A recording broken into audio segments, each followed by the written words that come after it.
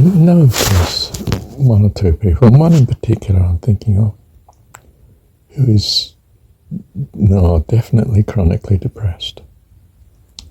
That doesn't mean to say I don't hear him laugh at times, but most of the time, I'm reminded of this person's negativity, the things that are wrong, and every now and again she's really struggling with, and I think to myself, how can she escape from this certain presence of mind? And it doesn't help to be told that it's really very simple just to be positive and think of nice things and be thankful for them, and you will rise out of the mire. Because that's not what she's looking for. She sees that, I think, or would think, she would see that as, if I pressed, I don't press her, of course, but if I did, she would feel, no, what I want is sympathy and understanding for the tragic difficulties that I'm struggling with. Not your advice that may or may not be valid, that I don't have the will or the inclination to apply. You see, you could be so-called helping someone as you see it, but they don't see it that way. They're just extremely frustrated that you're not recognizing how bad their life is and how negative it is and how difficult it is. And I need sympathy, understanding, help, empathy, or whatever. But not advice that I have to follow a certain procedure which might or might not work in the future. And of course, I'm not the least bit optimistic about it working. So I have no inspiration to do it, to do what you're suggesting. I just find it a frustration and makes me want to tear my hair out with anger and fury. Which of course was not my intention of causing such. So of course I do not advise. You give to him that asks. And when he does ask, my goodness, you've got to think about what's the feasibility of what I'm asking. Now it sounds very simple, doesn't it, to say, oh, just think on good things and you'll rise out of the mire. Because when you think on good things, you'll feel thankful, and gratitude brings hope and trust and peace of mind and joy and optimism and life, volition. You get up, you start to be filled with energy. But for the person who's not in that state at the minute, how are they going to find the will to be positive, to be whatsoever is good and lovely, thinking upon these things, and then spontaneously thanking God accordingly? Well, of course, if they can visualize that their problem is that the negativity is trapping them, whereas if they could only be positive, they would be trapped into being positive and happy and recovered and joyful and full of life. How do you get this realization to them? Because if they get that view, that it makes sense to them, it's possible, it's reasonable, it could happen, then they'll start to have a will to look for whatever is good. Yes, it is a nice day today, or yes, it is raining today, but it's It's quite nice being at home, isn't it? It's nice and warm, or it's nice and comfortable, or I've got my books here, or my, I don't know, my mobile phone, whatever it is, or television that brings you happiness. I mean, and it's nice to have porridge in the morning, or fruit juice, or the bed is comfortable. I do like my sheets, or, I mean, you can start to do it. Will you do it? Well, there are certainly innumerable days in which I find I'm not consciously willing to do it. If I remind myself that, hang on, why aren't I doing it? This is the way. Then I might just stitch together and pull myself up. But I may not think of that for some considerable time. I may have been preoccupied with some computing or something, or a problem that I'm trying to solve. I haven't handed it over to God, so to speak, and said, I'm going to thank you for this, Lord. Don't see the answer to this little problem. I'm sure you're blessing me. I'm going to trust you. This is my opportunity to trust you. And even if I can't solve the problem, I just want to say how much I love you. You're my God. Thank you, Dad.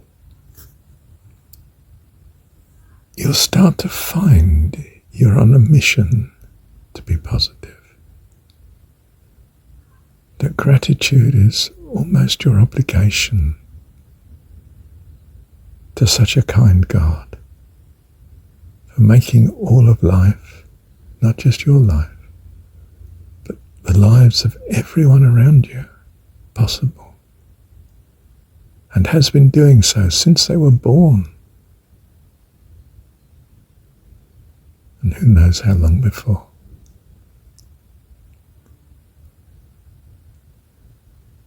In other words, you find you have a calling to love your God. You find you want to trust Him with all your heart. Perhaps because you're grateful for many of the things that have happened here. Perhaps it's not that. Perhaps it's just that it's only you, Lord. I can't solve this. Thank you that I can put it in your hands. I can't see how you're going to solve it, or how you're going to make it better. So I may just have to live straight through it. I'm still going to thank you for it, Lord, because I want with all my heart to trust you. How lovely if I can just trust you. Why shouldn't I? I choose to do it because I want to love you. And Marshall says, if you want to love, it's because at heart you already do. Bless you. Thank you, Dad. Well, another aspect of shifting a person's predisposition, finding a way of them being inspired, is to give them good company. This could be very costly on the people they so choose, because they may bring them down to a negative outlook instead of them bringing, instead of the company bringing them up to a positive outlook. You can use the media in that sense, and books, reading and watching films, to good intent in that way. Make sure that the media is not negative. Secular love songs tend to be incredibly tragic and sad and longing and very good at expressing how people are feeling, but they're not the feelings that you want, not really. Well, they're not the feelings that you need to be happy anyway. They don't make you happy. So, if you could train or present the person with a good environment, that can change their will. The good environment might be good company,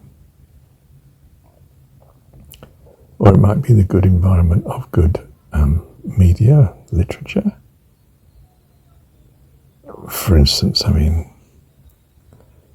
people have found Paramahansa's autobiography an incredibly uplifting book.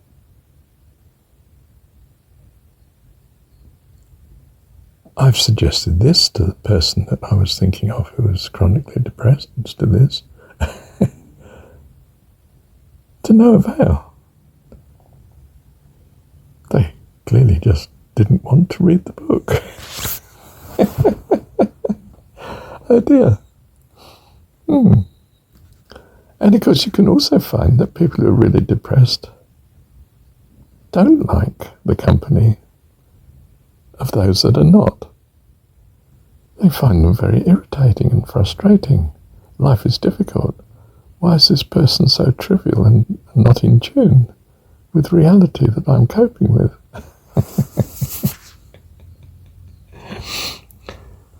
So, I'm not suggesting that we have the freedom to effectively change another person's predisposition and course of action. We clearly can have a good effect in certain cases, as in where Jesus says, those who have ears to hear, let them hear. It doesn't sound terribly optimistic about those that don't have ears to hear. Are we writing them off? Well, in a sense, yes, at least at present they don't have ears to hear. And I don't have the freedom to force them to hear. They tend to kick back quite violently if I try doing it. I get persecuted much more. And from their point of view, quite reasonably. Why don't I shut up and keep out of the way? So, I know that what I'm saying here is only of help to those that have ears to hear. I don't know how to give them ears to hear. I don't have that teaching.